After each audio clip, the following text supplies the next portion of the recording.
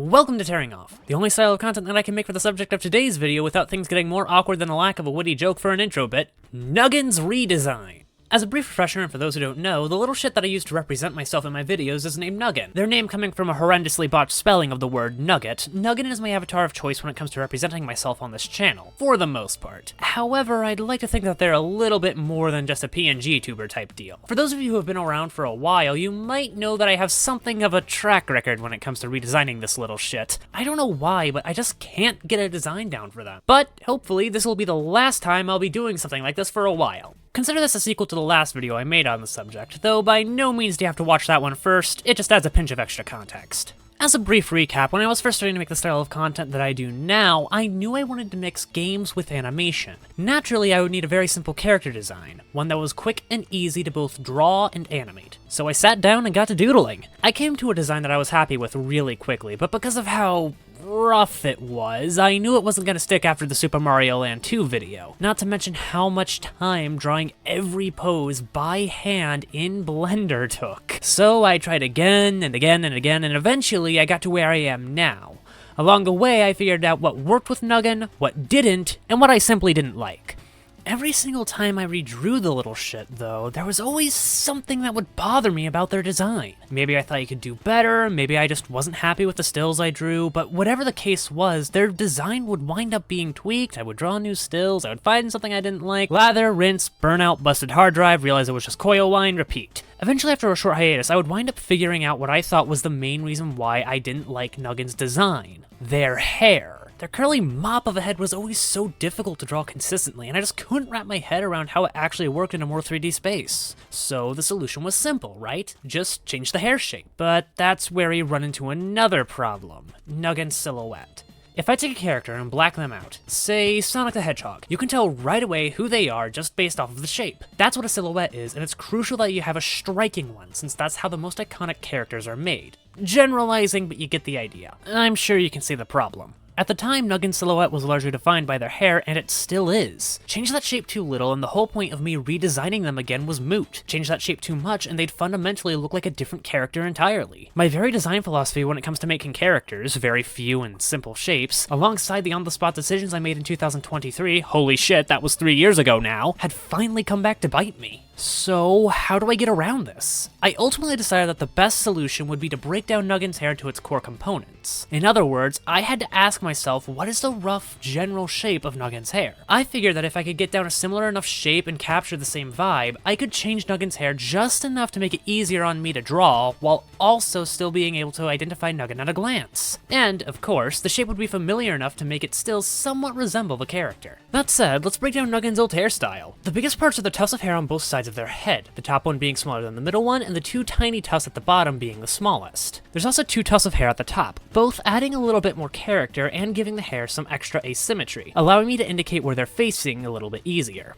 That said, what is it that I think works with Nuggen's design here? The bangs of the two tufts at the top of their hair were the parts I decided to keep, albeit mildly tweak. This was done to hopefully create a sense of familiarity with the redesign. So, now that I know what I think works, what did I want to scrap? Well, the whole point of this design change was to make Nuggen easier to draw on my part, and the hardest part about them for me was always the tufts of hair on the side of their head. They are always so hard to get down consistently, but like I said earlier, change that general shape too much and I wind up with a character that doesn't look a whole lot like Nuggen. But backpedal to what I said earlier, the general shape.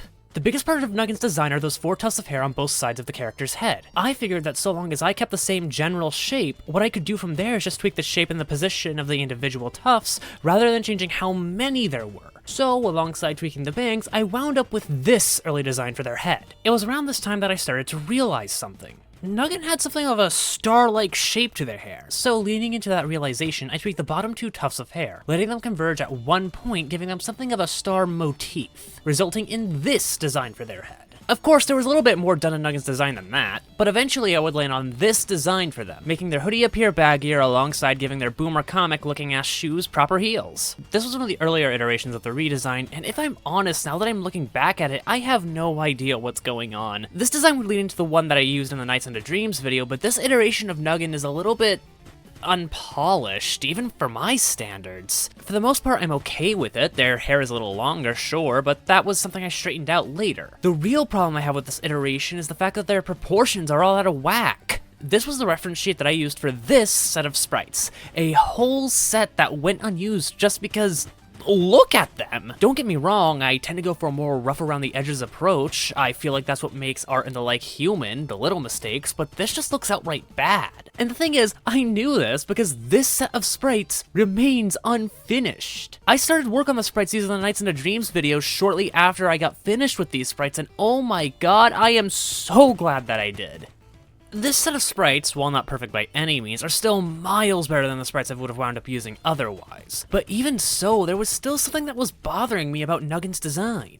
I know, real shocker. There was just something missing. Something that gave them more definition and strengthened their silhouette even more than their baggier looking hoodie and new hair. On an unrelated note, around the same time I was drawing Nuggen's redesign, I was also trying to come up with a comic premise for the character, and I wanted some quick way to identify the difference between the comics and the videos. Taking influence from Spark's design from Spark the Electric Jester 3, I would give Nuggen's hoodies sleeves, ones that mirrored my favorite hoodie, the one that Nuggen's is based on. And when I say something about Nuggen's design really just clicked for me, I really mean that everything just fell into place. I stopped drawing Nuggen in their sleeveless design altogether, and instead I would always draw them in their sleeved variant. Of course, since I was so insistent on the sleeves being a comic-only thing, I still went through with drawing Nuggen's sprites without the sleeves, which is why the Nights into Dreams version wound up sleeveless despite having sleeves in that video's thumbnail.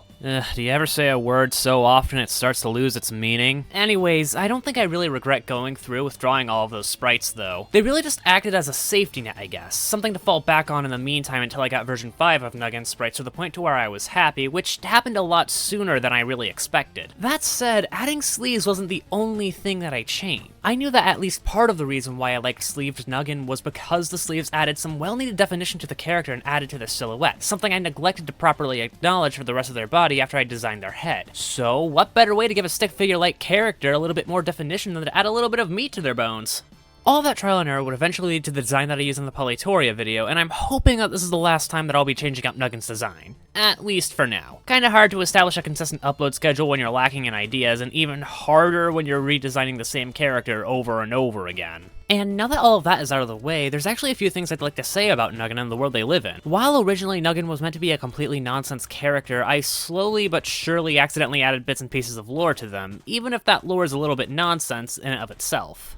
For starters, Nuggen lives in a place called the Ceaseless Void, which is a subsection of an even larger world called Nonsensia. Those of you who've been keeping up to date with my posts might recognize the name, in fact. What is Nonsensia? Well, it's a dream world consisting of several zones, each zone pretty much being a whole new world. I think it serves as a sorta neat way to loop back around into Nuggen's life being a total mountain of nonsense. It also explains why, despite being shot, set on fire, and implied to be brutally mugged, Nuggen seemingly can't die. The Ceaseless Void itself has gone through a few different ideas. At first, it was a place for unwanted and lost things to go, an old toy or a beloved game as an example. While I think it could still be explained as that, I think it could also be explained as it just being the massive spaces in between Nonsensia's land masses. They might not be green, but Nuggen is most definitely in between. As for how I came up with the idea, it was sort of supposed to be a one-off joke in an old video of mine as a way to show that you didn't actually receive anything for getting all of the Chaos Emeralds in Sonic 1. The name also came from noticing that a lot of other YouTubers don't really have a set location for their persona in their videos. And me, being in that same style of content, thought it would be funny if Nuggen also fell into that crowd, but instead of them directly living in that void, their actual house was there. With the name Nonsensia itself, I just kinda came up with it on the spot. It was originally going to be used for that aforementioned comic surrounding Nuggen, Nonsensia being the title. Eventually I just said fuck it and slapped it onto the whole world that Nuggen lives in. I really like the idea of Nonsensia being haunting, but strangely beautiful at the same time. I've touched on stuff like that in some previous things that I've worked on in my spare time, particularly this old Roblox game that I never finished that I might talk about someday. Probably better do that soon before the platform goes under now that I think about it. Either or, I can at least explain a few of the ideas I had. A house with an endless backyard, based off of the place I used to live is one of them. Always golden hour, and it's one of the few cases where the sun and the moon are well, a sun and a moon instead of an eye and a severed hand. Long story. Another location is called the Marrow Isles, a vast purple sea with a lot of giant bones that acts as a resort of sorts for the denizens of Nonsensia, with thousands of pink, yellow, and blue stars lighting up the sky, some of the light from the stars even reaching the bones of the Marrow Isles. And finally, we have the Nugget Knoll, home to a species called nuggets. If you've taken notice of that weird, tiny, Nuggen-like character I draw as a background gag, that's what they are. They sort of just followed Nuggen home one day, Nuggen naming them critters since Nugget was way too similar to their name. And finally, one more thing I'd actually like to mention, a lot of eagle-eared viewers might have noticed that I've been referring to Nuggen exclusively as they or them. This is because Nuggen is non-binary, despite what some of the previous model sheets I showed earlier might have suggested. If this is news to some of the longer-time viewers of the audience, then I wouldn't quite blame you. This was a change I made somewhat recently, since Nuggen originally was referred to as he or him. Originally it was because I wanted to make a character that was genderless, leaving it up to the viewer to interpret what they saw Nuggen as, with me initially interpreting them as he. But as time went on, I started really liking the idea of Nuggen officially being non-binary, primarily using they-them pronouns. Not only does it feel in character for them to me, but it also just feels sort of nice not needing to be shoved into a box personally. I don't like needing to be this or that, and I wanted to give Nuggen the freedom to not be perceived as anything in particular. For some people, being in a specific box is a comfort, and that's fine, good even, but for me, not always. Plus, I like the idea of people finding out that Nuggen is non-binary and feeling more welcome in the world, especially with how things have been going in the past few years when it comes to queer identities. I might not be able to do much for the fight, but this is one small thing that I can do. I don't care if I get a whole ton of hate for it, Nuggen's my character, and if I can find a way for people to feel more seen in the stuff that I work on, I'm gonna do it. Because one of the worst things you can be is lonely. If I can stop even just one person from feeling alone in the things I make, then my job is done. With all that said, that's about it for this video. Catch you later!